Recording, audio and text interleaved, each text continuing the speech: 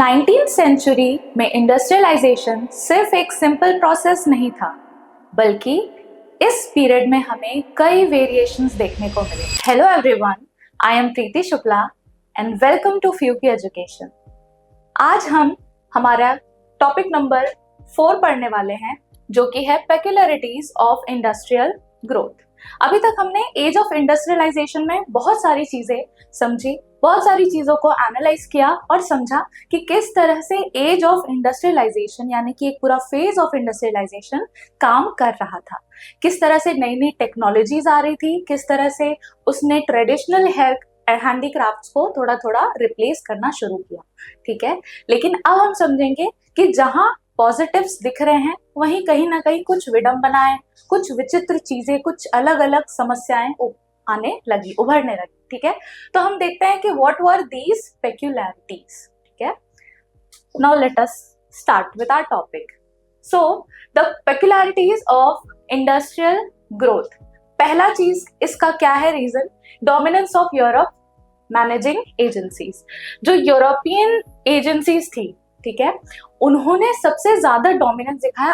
हमने मतलब पहले भी पढ़ा है, 9th में भी पढ़ा है और हम 10th में भी अभी ये पढ़ रहे हैं। बहुत सारी चीजें यूरोपियंस का बहुत ज्यादा हमने एक प्रेजेंस देखा है हर जगह। ठीक है, even if we talk about independence, even if we talk about Indian people, Indian history, we say that there was a immense presence of Europe. ठीक है, तो यूरोप तो आपको हर कहीं ही दिख जाते हैं, राइट? तो यहाँ पे भी dominance of Europe managing agencies थी।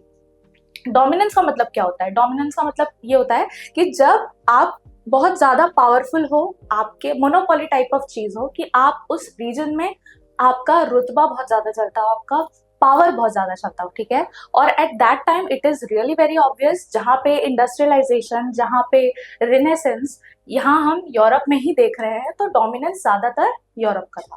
तो ऐसे ही इंडस्ट्रियलाइजेशन में, इंडस्ट्रियल ग्रोथ में और इंडस्ट्रियलाइजेशन में we have seen that European figure were more prominent. ठीक है, how? Let us see. Most industrial production in colonial India was controlled by European managing agency। ठीक है, अब देखो इंडिया के कंटेक्स्ट में अगर बात करें, what peculiarities of industrial growth, अगर इंडिया के कंटेक्स्ट में बात करें तो जो जितनी भी ज्यादा इंडस्ट्रियल हब्स थे इंडिया में, जो भी अपकमिंग इमर्जिंग इंडस्ट्रीज थी और जो इंडस्ट्रीज ऑलरेडी सेटअप थी, ये सारी industries were managed and controlled by whom? The European managing agencies. Okay, now they focused on plantation crops like tea, coffee, mining, indigo, jute, primarily aimed at export market। ठीक है, अब देखो हम ना, मतलब अगर तुम लोगों को याद हो तो making of the global world में हमने ये चीज समझी थी कि how European people are going to several places and they are controlling that land just for their fodder, just for their profit, getting it? तो जैसे वहां जाके वो लोग प्लांटेशन करवा रहे हैं, अफ्रीका के पीपल को करवाया था, याद है? अगर याद कर पा रहे हो, रिमेम्बर कर पा रहे हो, तो कि वहां पे जाके प्लांटेशन करते थे और वो सारा प्लांटेशन क्रॉप क्या करते थे, खुद ले लेते थे और उसको फिर उससे जो भी प्रोडक्ट बनाते थे, प्रॉफिट कमाते थे, राइट? तो ये चीज, ये बहुत ही प्रोमिनेंट चीज है हमारे पूरे 10th की हिस्ट्री में। एक्सपोर्ट मार्केट, मतलब जो भी यूरोपियन थे, ठीक है, यूरोपियन जो भी हैं, उनका मेन मोटो क्या है? प्रॉफिट। ठीक है, और ये सारा ही गेम जो है वो प्रॉफिट का ही है। सारा गेम है वो है अपॉर्चुनिटी का, सारा गेम है उनके ग्रीड का, गेटिंग इट? सो ये सारा जो गेम खेल रहे हैं लोग, तो वो लोग किस चीज के पे ज्यादा फोकस रहेंगे? ऑफकोर्स जहां से वो ज्यादा से ज्यादा प्रॉफिट एक्सट्रैक्ट कर पाए, राइट? सो प्लांटेशन क्रॉप को बहुत ज्यादा अहमियत मिलती थी। टी हो गया, कॉफी हो गया, फिर माइनिंग हो गया। माइनिंग कर रहे हैं भाई, मिनरल्स चाहिए उनको, ज्यादा से ज्यादा मिनरल लेंगे तभी तो इंडस्ट्रियलाइजेशन में और अच्छे इनोवेशन हो पाएंगे, राइट? और फिर इंडिगो उनका फेवरेट कलर, ब्लू कलर का एक जो वायलेट कलर का एक जो शेड है वो इनका फेवरेट है, वाइब्रेंट कलर है वो, right?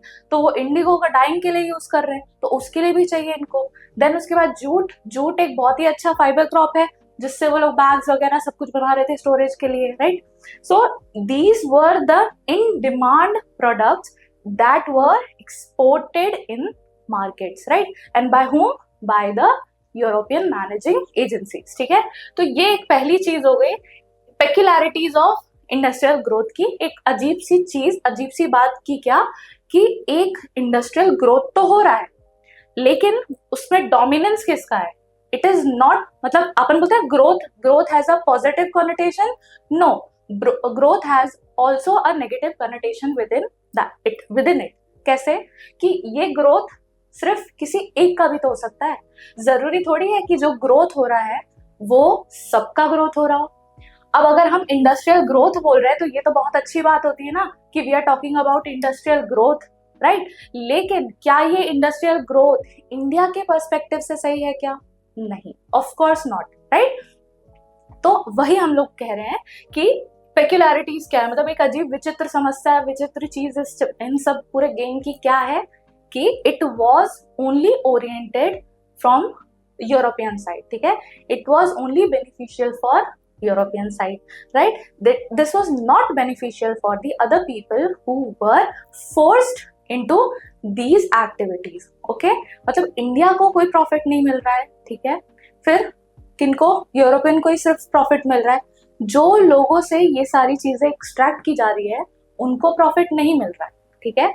Only one sided industrial growth चल रही है, एक ही साइड से सब कुछ ग्रोथ हो रहा है, ठीक है। सो इसको, इसीलिए हमने इस टॉपिक का नाम ऐसे पेक्युलैरिटीज क्यों रखा है, क्योंकि ये बहुत ही अजीब चीज है, एक विचित्र चीज है, एक समस्या है, और एक कह सकते हैं कि कंफ्यूजन है कि भाई इंडस्ट्रियल ग्रोथ, क्या हर जगह इंडस्ट्रियल ग्रोथ के मायने सेम थे, राइट? तो let us now move to next topic, मतलब next region, strategy choices by Indian industries. अब देखो स्ट्रैटेजिक चॉइसेस क्या है? Indian entrepreneurs emerging in the late 19th century deliberately avoided direct competition with British Manchesters, ठीक है। अब क्या हो रहा है, ये इंडियन एंटरप्रेन्योर्स, ठीक है। अब देखो सिंपल सी बात है, बहुत डोमिनेंस है ब्रिटिश का, यूरोपियन मार्केट का बहुत बड़ा डोमिनेंस है, ठीक है। जैसे सिंपल सी एग्जांपल ऐसे ले लो कि बहुत कंपटीशन है किसी एग्जाम को लेके, ठीक है। तो जब वहां पे बहुत ज्यादा डोमिनेंस है किसी एक ग्रुप का, जो कि बहुत टॉपर टाइप ग्रुप है, बहुत ज्यादा इंटेलिजेंट है, आईक्यू लेवल हाई है, बहुत ज्यादा मतलब कैलकुलेशन स्पीड अच्छी है, तो एक बहुत अच्छी एक एग्जाम है, ठीक है। तो वहां पे उस कंपटीशन में एक बार हम जो भी एवरेज लोग हैं वो लोग क्या करेंगे, जाने से थोड़ा एक बार हिचकिचाएंगे, राइट? कि नहीं यार उनसे compete नहीं करना, क्योंकि वो तो कुछ ज्यादा ही अलग लेवल के, शायद हमारा तो चांस नहीं बनेगा, राइट? एक बार एक अंदर एक माइंडसेट में आता ही है, ठीक है। On an average every people does have, even topper have, कि नहीं यार ये लोग आ गए तो क्या पता ये हमसे भी ज्यादा अच्छे हैं, राइट? तो ये एक अंदर एक माइंडसेट होता है, एक साइकोलॉजी होती है, राइट? कि जहां बहुत ज्यादा कंपटीशन है, किसी चीज का बहुत ज्यादा डोमिनेंस है उस एरिया में, ठीक है, तो क्या वहां पे हमको जाना चाहिए, राइट?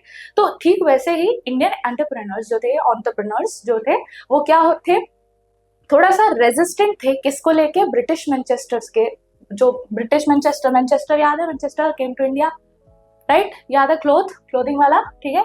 तो इनसे ये लोग थोड़े से कटे कटे से रहते थे कि नहीं यार इनसे compete अभी नहीं करना है। वो जानबूझ के, डेलिबरेटली जानबूझ के बोलते थे कि नहीं, हमको थोड़ा सा इनको अवॉइड करना चाहिए, हमसे इनसे कंपटीशन नहीं करना चाहिए, शायद it would not possibly be healthy for us. Instead they produce coarse cotton yarn, leaving finer cloths to British import, ठीक है। अब क्या कर रहे हैं ये लोग? कोर्स और फाइनर क्या होता है? कोर्स थोड़ा दरदरा या थोड़ा बल्कि, फाइनर क्या होता है? बहुत ज्यादा धुनाई किया हुआ प्रॉपर थ्रेड वाला कॉटन, ठीक है। तो उनने बोला कि जो कोर्स है वो अपन अपने पास रखते हैं और वो अपन ट्रेड करते हैं, और जो फाइनर क्वालिटी है वो अपन ब्रिटिश को दे देंगे, ठीक है, हम उनसे कम्पीट नहीं करेंगे, ठीक। This yarn found demand among Indian handlooms, weavers and was also exported to China. अब यही yarn जो है वो क्या कर रहा है? वीवर्स को दिया जाता है हैंडलूम बनाने के लिए, स्पिनिंग करने के लिए, क्योंकि इंडिया में स्पिनिंग जर्नी अभी तो नहीं थी, यूरोप में थी स्पिनिंग जर्नी, ठीक है। और फिर weavers were also, these were also exported to China, ठीक है। तो फाइनल क्वालिटीज को ब्रिटिश को दे दिया, ब्रिटिश ने बोला कि ठीक है इसको हैंडलूम करके बढ़िया से बना दो, और फिर वो चीज एक्सपोर्ट करेंगे चाइना। तो एक यहाँ की पेक्युलैरिटीज क्या है? Strategic choices made by Indian industrialists. अब Indian industrialists are not utilizing the benefit of industrial growth, industrialization, ठीक है? Rather, they are making strategic choices that we will not compete to the British. Rather, we'll keep coarse cotton with ourselves and we'll trade that finer quality of good, finer quality of cotton with British. They will export in the market like they will export to China. Getting it? तो ये एक बहुत ही strategic choice रखी जा रही है industrial growth को लेके, ठीक है? Now shift from yarn to cloth production. अब एक नई अलग अलग चीज आ रही है, अब एक नया सिस्टम उठ के आ गया, क्या? Influenced by the Swadeshi movement and rising nationalist sentiment, Indian industrialists began demanding protection and shifting focus, ठीक है? अब क्या हुआ? स्वदेशी मूवमेंट याद है? स्वदेशी मूवमेंट मतलब कि सब कुछ देश में होना चाहिए, ठीक है? देश का कुछ बना होना चाहिए, देश के ही सामान बेचो, ऐसे करके। और फिर याद है एक बार नॉन कोऑपरेशन मूवमेंट हुआ, ठीक है? क्विट इंडिया मूवमेंट तो बाद में हुआ, लेकिन नॉन कोऑपरेशन मूवमेंट में एक बहुत ही इंपॉर्टेंट फेज, हमने इंपॉर्टेंट फीचर देखा कि they are ruling us just because we are cooperating with them. तो उनसे कोऑपरेट मत करो, उनका सामान मत खरीदो, उनकी गिवन सर्विस मत लो, उनके जो भी जॉब्स है उसको उसमें काम मत करो, राइट? तो this was seen like we should not cooperate with them, ठीक है? तो उसी का एक और वर्जन आया स्वदेशी मूवमेंट। स्वदेशी मूवमेंट में you have to use your own, मतलब इंडिया का कुछ प्रोडक्ट है, Indian made product you have to use, right? तो ये सारी चीज आई। तो स्वदेशी मूवमेंट के चलते ये वाला सिस्टम आया, क्या? यार्न से लेके क्लॉथ प्रोडक्शन करो, ठीक है? तो influenced by the Swadeshi movement, rising nationalism sentiment, Indian industrialist began to demand protection, ठीक है? उन्होंने बोला कि भाई इंडियन इंडस्ट्रियलिस्ट में सिर्फ इंडियन के पीपल नहीं आएंगे, जो ब्रिटिश के इंडस्ट्रियलिस्ट हैं वो भी आ रहे हैं यहाँ पे, ठीक है? और वो लोग बोल रहे हैं कि भाई अगर ये लोग स्वदेशी मूवमेंट करने लगेंगे, ठीक है, तो हमारा ये जो क्लॉथ प्रोडक्शन है, ये जो हमारा कॉटन प्रोडक्शन है, हु विल बाय इट, ठीक है? फिर ये लोग तो स्वदेशी खादी पे आ जाएंगे, ठीक है? तो how are business will going to prosper, ठीक है? So this is why they demanded protection from this whole nationalist thing, ठीक है? तो from 19th century to 1912, production of cotton piece goods, finished cloth in India doubled, signaling the major shift of in output, ठीक है? ये जो तो अब 19th century से ये 12 में, मतलब ये 2 साल में क्या हो, मतलब 2 साल नहीं 12 साल में क्या हो रहा है? Production of cotton piece good, ठीक है? कॉटन पीस गुड मतलब क्या हो रहा है? फिनिश गुड, ठीक है? ऐसा कॉटन नहीं कि आपने यार्न बना के स्पिन करके यार्न को ऐसे भेज दिया, इंपोर्ट कर दिया, एक्सपोर्ट कर दिया, नो। द फिनिश गुड्स मतलब क्लॉथ पूरा बन के रेडी है, कॉटन के फाइबर को यूज करके क्लॉथ को बना दिया गया, ठीक है? तो this was now started playing a main role in this game, ठीक है? तो इंडिया में ये डबल हो चुका था, the production of this finish cloth, ठीक है ना? और इसी की वजह से क्या हुआ? एक मेजर शिफ्ट देखने को मिला स्पिनिंग, ठीक है, yarn production to main production of cotton clothes, ठीक है? समझ में आ रहा है ये चीज? I hope you are getting this thing, right? ठीक है। अब अच्छा, ये पेक्युलरिटी, इसमें क्या दिख रही है आपको पेक्युलरिटी कि मतलब इससे क्या समझ में आ रहा है कि हाउ इंडस्ट्रियल ग्रोथ की कुछ विचित्र चीज हमको समझ में आ रही हो क्या? ऐसा क्या हो रहा है? इसमें अपन ये चीज बोल सकते हैं कि जो नेशनलिस्ट मूवमेंट हो रहा है यहाँ पे, इंडिया को इंडिपेंडेंट बनाने के लिए जो स्वदेशी मूवमेंट को हम लोग प्रमोट कर रहे हैं, वहां पे ही हम देख रहे हैं कि एक अलग सा इंडस्ट्रियल ग्रोथ का चेंज आया। क्या चेंज आया? अभी तक हम यार्न प्रोडक्शन कर रहे थे, ठीक है, अभी तक हम सिर्फ कॉटन को प्रोड्यूस कर रहे थे और ज्यादा हद पे जा रहे थे, तो हम क्या कर रहे थे? यार्न का प्रोडक्शन कर रहे थे, ठीक है। लेकिन now we are producing finished good just because they demanded to shift the focus from yarn or just cotton production to cotton clothes production, ठीक है। So this is another peculiarity. Now impact of world war. अब देखो world war का impact क्या पड़ रहा है? The war created a market vacuum.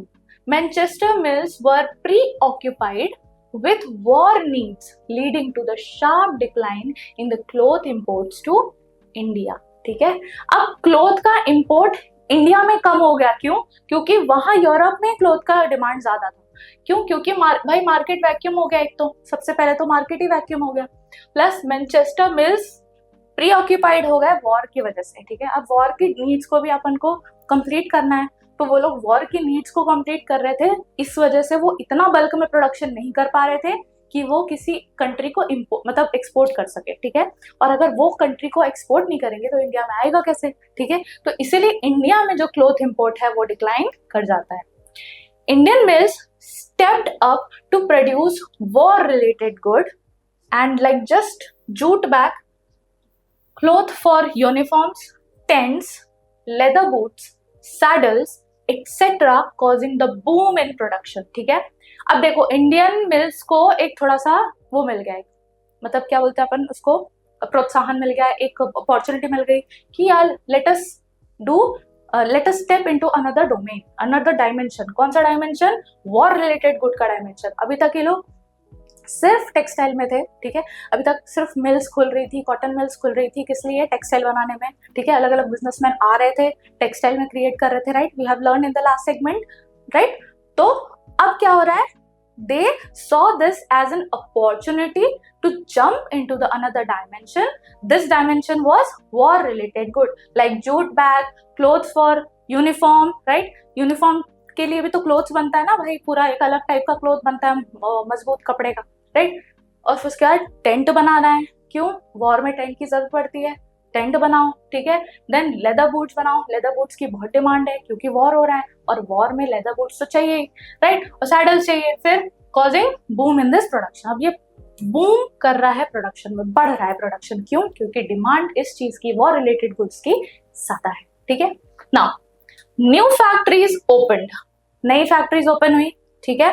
Existing one ran multiple shift, existing ones ran multiple shifts, employment rose, working hours extended, ठीक है। अब देखो नई फैक्ट्री बन रही है, ठीक है। पहले ऊपर देख लो कि यहाँ डिमांड बढ़ रहा है और इधर उस कंट्री में डिमांड बढ़ रहा है क्लोथ का, ठीक है।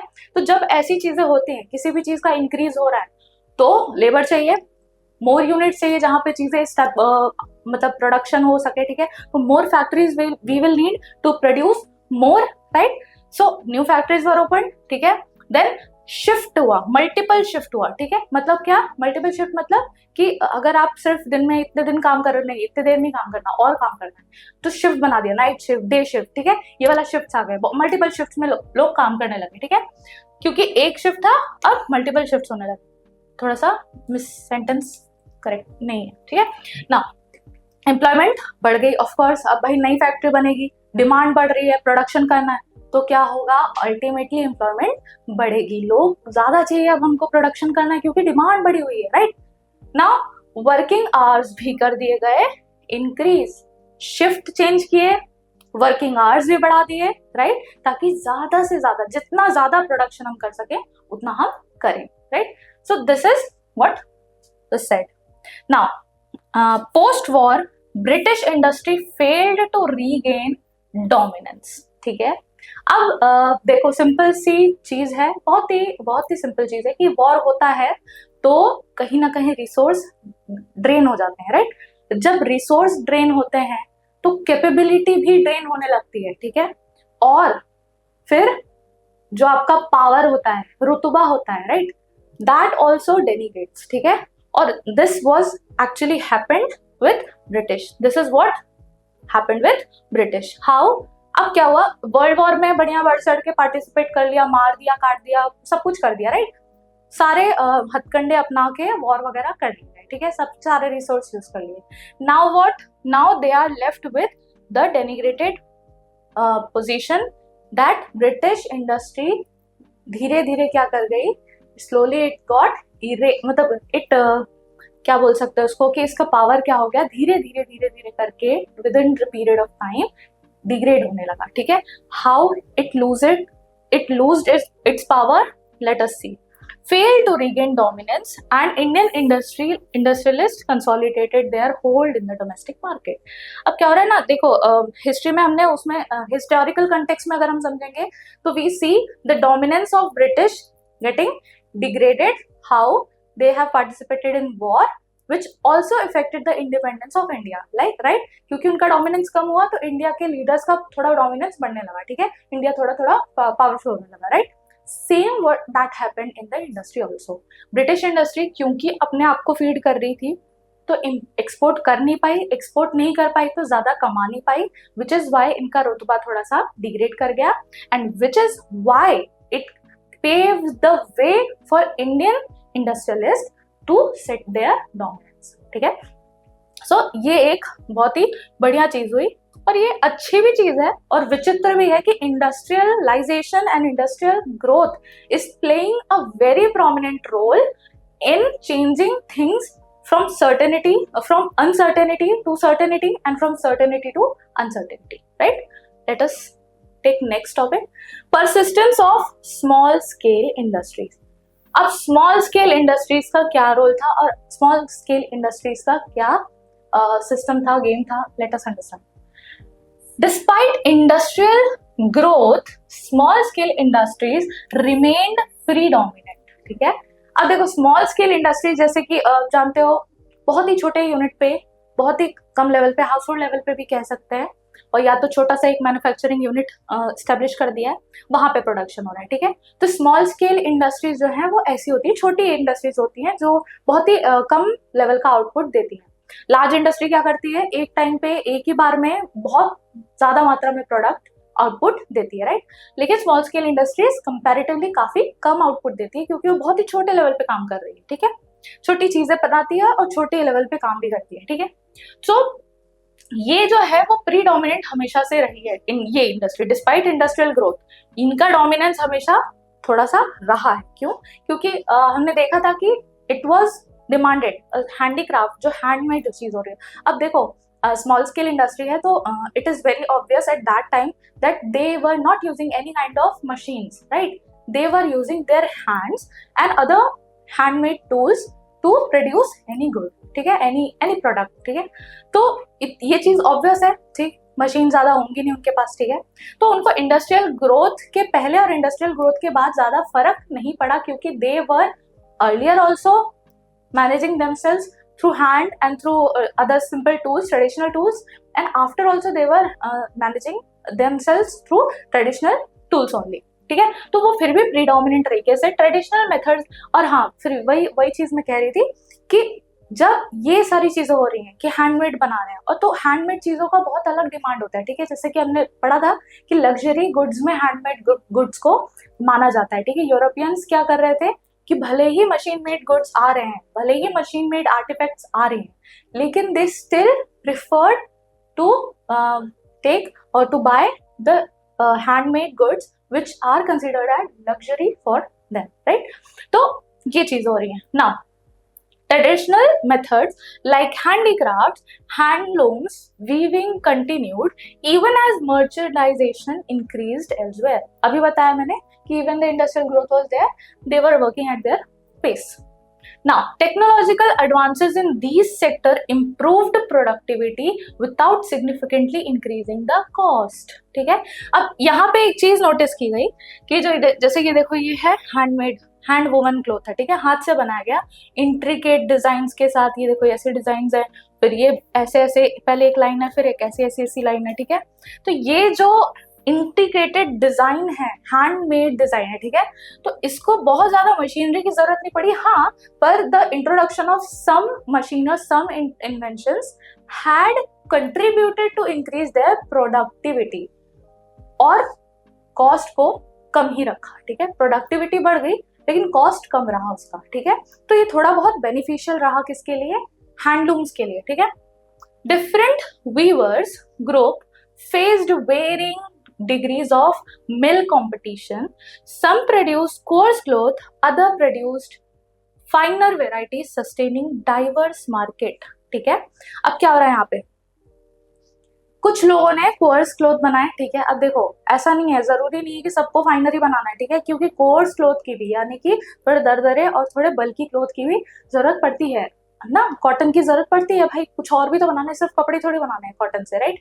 सो both both cotton variety were in demand and they were used by these small scale industries to make handcrafted artifacts, handcrafted clothes, handcrafted dresses, और जो भी इंट्रिकेट, देखो intricate design, hand woven cloth could not be easily copied by the mills. ठीक है, अब देखो आज ऐसा टाइम है कि अपन एआई से बिल्डिंग बना सकते हैं, एआई जनरेटेड बिल्डिंग्स आने लगी हैं आजकल, एआई जनरेटेड मॉडल्स आते हैं, राइट? तो वो हम लोग आज बना सकते हैं, ठीक है, मशीन से, राइट? डी मशीन लर्निंग से सब कुछ कर सकते हैं आज, ठीक है।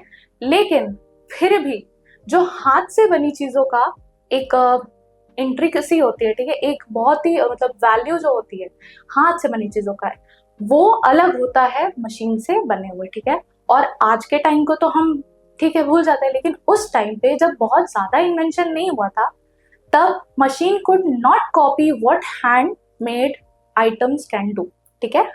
हैंडमेड जो आर्टिफैक्ट्स हो रहे हैं, क्लोथ्स बन रहे हैं, जो उनकी डिजाइन है, जो इंटीग्रेट डिजाइन है, जो ऑथेंटिसिटी है, it could not be replaced by these machine made goods, ठीक है। So it was this now, so why these peculiarities matters, ठीक है, व्हाई दीज थिंग्स जो अब हमने रीड की कि ये जो इसमें रीड किया अपन ने कि स्मॉल स्केल इंडस्ट्री, उसके पहले हमने रीड किया कि वर्ल्ड वॉर का क्या इम्पैक्ट रहा, फिर हमने देखा क्लॉथ प्रोडक्शन आया, फिर हमने देखा स्ट्रैटेजिक चॉइसेस थी, ठीक है। तो ये सारी चीजों का why does this even matters, why they reflected how colonial policy shaped industrial outcomes, ठीक है।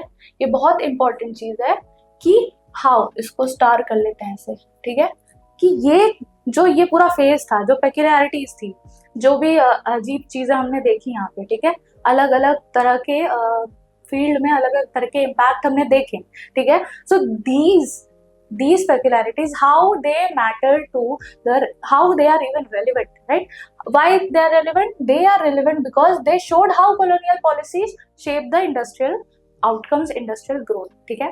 colonial policies और यूरोपियन के लोगों की policies, they were oriented just for they were self-centered, they were self-beneficial for themselves only, right? यहाँ के लिए नहीं थी, ठीक। उनको चाहिए था कि जितना प्रॉफिट हम समेट सके हम समेटे, ठीक है। तो दे वर बेनिफिटेड फॉर देमसेल्व्स, ठीक है।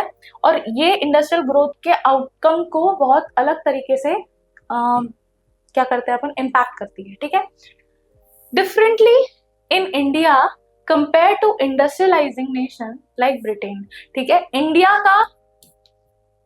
इंडिया को विथ रिस्पेक्ट टू ब्रिटेन आप देखोगे कितना बड़ा गैप है, कितना बड़ा चेंज है इंडस्ट्रियलाइजेशन में, और इनकी पॉलिसीज के थ्रू इंडिया पे कितना सारा इम्पैक्ट रहा है। देखो इम्पोर्ट कॉटन का देखा था अपन ने, ठीक है, टेक्सटाइल इंडस्ट्री इंडिया की कैसे अफेक्ट हुई थी, डोमेस्टिक इकोनॉमी कैसे इफेक्ट हुई थी, राइट। वो तो जब ब्रिटिश हारने लगे, जब वर्ल्ड वॉर में हारने लगे, तब जाके कहीं अपना थोड़ा स्टेबिलिटी आई, तब जाके कहीं अपने इंडियन इंडस्ट्रियलिस्ट थोड़ा पावरफुल डोमिनेंस स्टैब्लिश कर पाए। Otherwise they were all very, क्या बोल सकते हैं उसको, रेस्टलेस, और क्या बोल सकते हैं, हेल्पलेस, ठीक है। Indian industrialist navigated constant by choosing niche production strategies evolving एमिड nationalist pressure, ठीक है। अब नीश प्रोडक्शन क्या होता है कि एक्चुअली इसमें ऐसा है कि उन्होंने सोचा कि पूरी तरह से तो डोमिनेंस अभी नहीं कर सकते, पूरा पैन इंडिया लेवल पे अपन क्या नहीं कर सकते, राइट। लेकिन अपन ऐसा कर सकते हैं कि कहीं दो इंडस्ट्रीज अगर सिचुएटेड है तो कहीं बीच में एक लिंक बना के हम इधर भी इंडस्ट्री स्टैब्लिश कर सकते हैं, which can help us to prosper our nation, मतलब प्रॉस्पेरिटी दे सकते हैं और टू अर्न मोर प्रॉफिट, ठीक है।